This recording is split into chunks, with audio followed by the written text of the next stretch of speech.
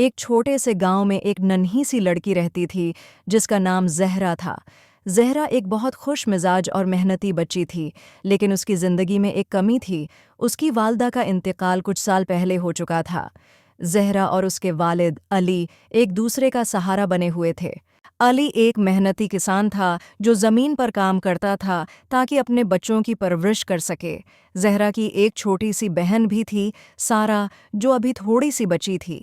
علی کا دل اپنی بیٹیوں کے لیے بہت بڑا تھا، لیکن جب وہ روزانہ سخت محنت کرتا تو کبھی کبھی تھکن میں ڈوب جاتا تھا۔ ایک دن زہرا اور سارا اپنے والد کے ساتھ کھیتوں میں گئیں۔ زہرا نے کھیتوں میں کام کرتے ہوئے اپنے والد سے پوچھا، آبا، ہمیں اتنی محنت کیوں کرنی پڑتی ہے؟ علی نے مسکرا کر جواب دیا، بیٹی، یہ زمین ہماری ہے اور ہمیں اس سے محبت کرنی ہے تاکہ ہماری زندگی بہتر ہو سکے۔ ہم جو کچھ بھی کرتے ہیں وہ ہمیں خوشی دینے کے لیے ہوتا ہے۔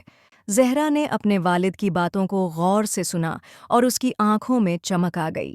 اس نے فیصلہ کیا کہ وہ ہمیشہ اپنے والد کی مدد کرے گی تاکہ وہ تھک کر نہ رہ جائیں۔ زہرا اور سارا نے پورا دن کھیتوں میں اپنے والد کا ساتھ دیا۔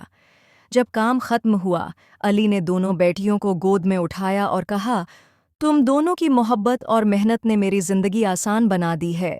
گھر واپس آ کر زہرا نے اپنی بہن سارا کو گود میں اٹھایا اور کہا، ہم سب ایک دوسرے سے محبت کرتے ہیں اور یہی ہماری سب سے بڑی طاقت ہے۔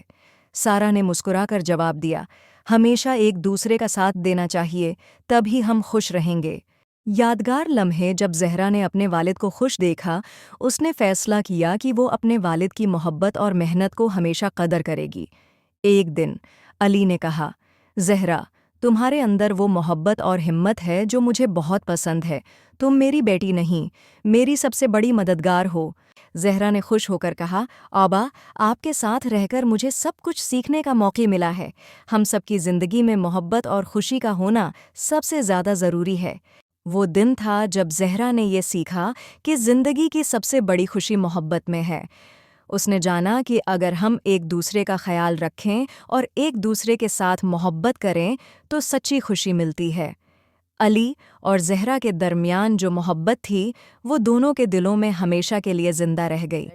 جب دن کا سورج ڈھلنے لگا تو زہرا، علی اور سارا ہاتھوں میں ہاتھ ڈالے اپنے پیار بھرے گھر کی طرف واپس چل پڑے۔